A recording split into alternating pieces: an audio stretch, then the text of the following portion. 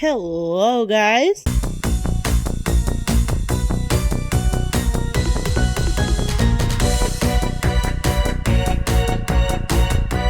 It's Calypso, and today we're going to go over, is a polar patio worth your money?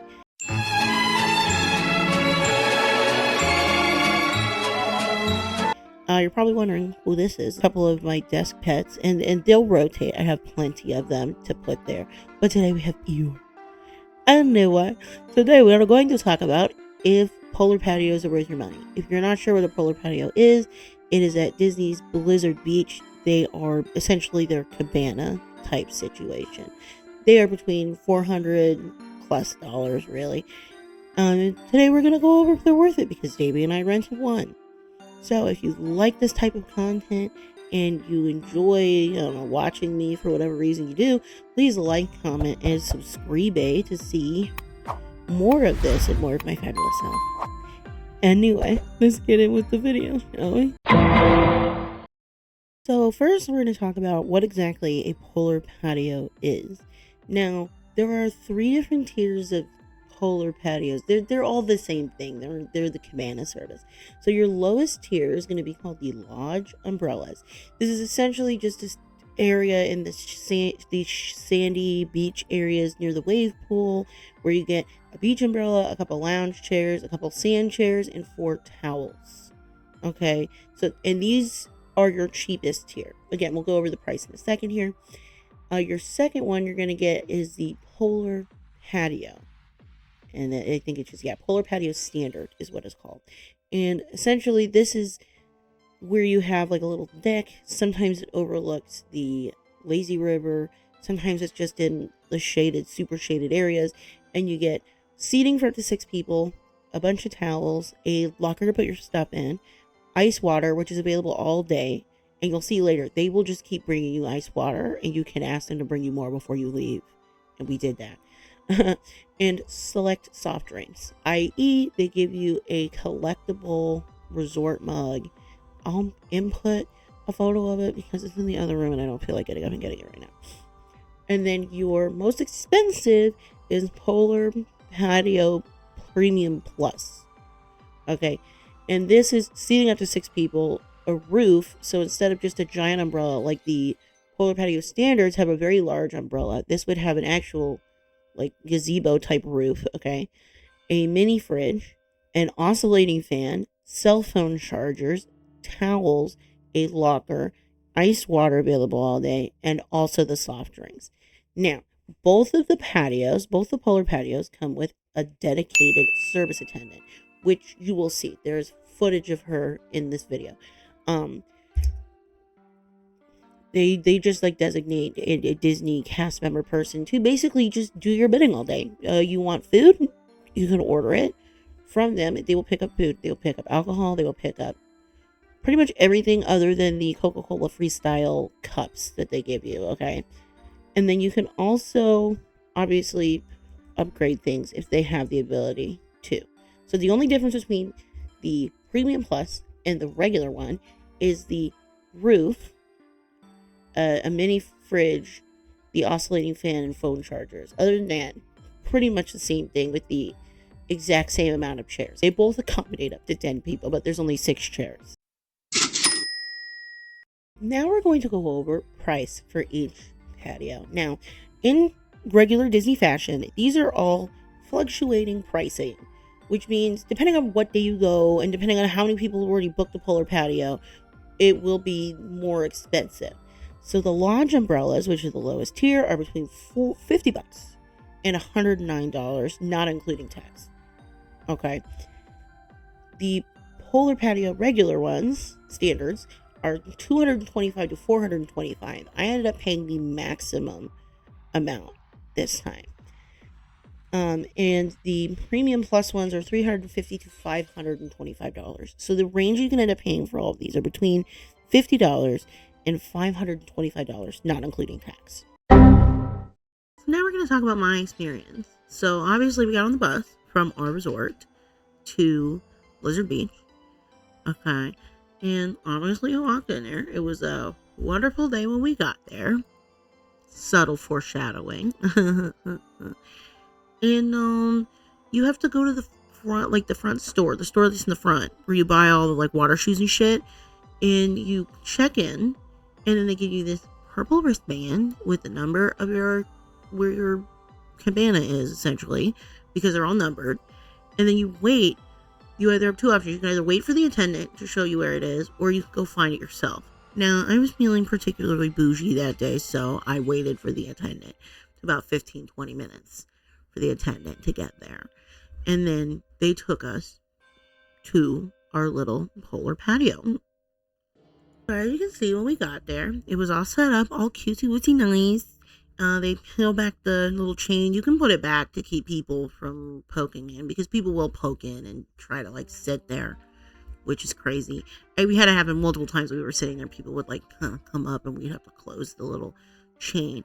Anyway, they gave us a menu, and we read the menu, and we immediately ordered 2 rum runners. Our cups weren't there yet, but she did go to bring them. She was bringing us drinks. Now, they do serve food, but the food is in portions that would feed like 4 people or more. So, I mean, unless you know how to eat, or you're going to go back to your hotel, which we did take our leftovers back to our hotel to have for dinner on a later night, okay? You can do that because they have a microwave in the lobby, in the restaurant lobby. Anyway, moving on. After we got our drinkies, we had a snack, and we hung out for a little bit. Figured out there was water in the cooler. Figured out where the locker was. We went to go get sodas, which you have to walk all the way to the main restaurant where people eat at to grab that. And then we hopped in the fucking not the wave pool, my god, the lazy river. Okay. And we rode the lazy river around a couple of times. It was particularly hot this day, so I did not do any big slides, and I was incredibly tired after traveling like 9 hours, pretty much, of just stupid traveling and layovers and what have you, okay? So I was particularly tired. And the ground was particularly hot, and they decided they didn't want to spray water on it like they were the last time we were there, so we just opted to hang out on the lazy river like cute little old people and enjoy it that way. So, enjoy this montaged footage of Davy and I in the lazy river.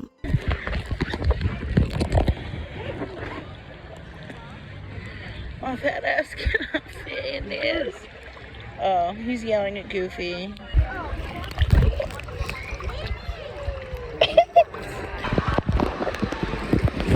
Hey, you guys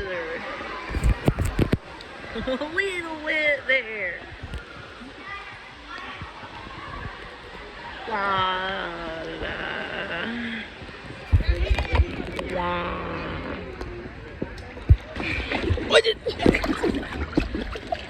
Alright, you're mean to me.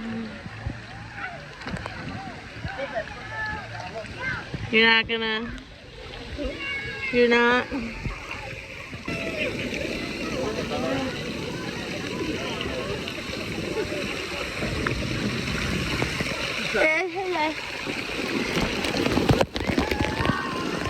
Hello.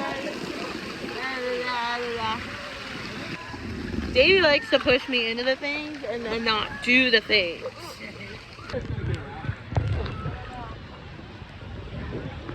Maybe it'll sneeze. Maybe not.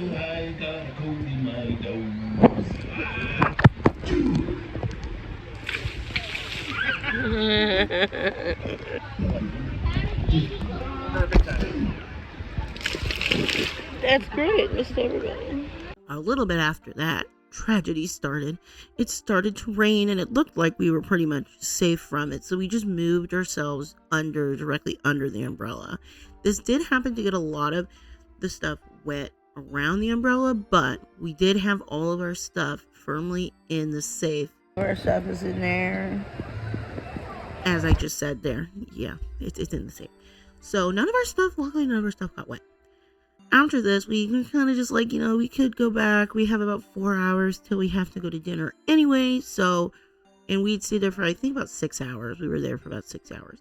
And I got my money's worth. I got multiple drinks. I was feeling a buzz, if you fucking will. And so we packed up the like 9 waters that were in the cooler and checked out, said our thank yous, tipped our girly, and we left. So that was our experience with the polar patio. It was not a lot, but the reality is you can really take advantage of this if you are going to be ordering a lot of food or you're going to be there all day. Unfortunately, we did go during a time of year where it just rains halfway through the day rather than being completely sunny all day like it would have earlier in the year. Again, I would recommend doing it earlier in the year or just paying out the butt for the premium one with the full roof, because then you could stay there all day because nothing would get wet. So was it worth it? To me, it was absolutely worth it. It was worth every fucking dollar I paid. Being able to have my stuff in a locker where I knew where it was, a place to go back to that was like kind of a home basey situation, which most people will describe it as. The ability to have somebody bring you drinks and bring you food. You can order, I think they had like a thing with like 16 tenders in it, and I was looking at that, but Davy didn't want to eat 16 to 20 tenders with me. Oh, that's not very nice. So we got pizza instead. They did have a really good pizza. Again, you can pause the video to look at the menu. I really try my best to get all those in there. I think it's worth it if you have more than 2 people. For me personally, having ADHD and autism, I found it much easier to navigate a theme park, being able to go off somewhere that was like you could close yourself off from and just be in your own space. That was mostly what was worth it for me. Not to mention being weighted on hand and foot is also pretty great. But I mean, for other people, it might not be worth it if you only go with 2 people. However, I'm sure the cheaper one would be better if you have smaller children. Whatever. I think it's a little too expensive for what it is, but I also do think it is incredibly worth it if you want somewhere to relax and you don't want to have to worry about trying to find like somewhere to sit. But yeah. So, tell me in the comments if you think I wasted $420 or if you think I got my money's worth. I was there for 6 hours. I relaxed. I drank. I put on sunscreen. Got a tan going on. I was having a day, man. I was having a day at the water park. And it was one of my favorite days I ever spent at the water park. So you tell me if you think it's worth it. And let us know. And maybe we'll do a review next time that we go of the more expensive ones. Thank you guys for hanging out with me today. I will see you guys next time when I believe we're doing an Animal Kingdom vlog. And you know how me and Davy feel about Animal Kingdom. Anyway, we'll see you guys next time. Please like, comment, and subscribe if you like this type of content. And I will see you guys next time. Have a ghoul-tastic day. Goodbye.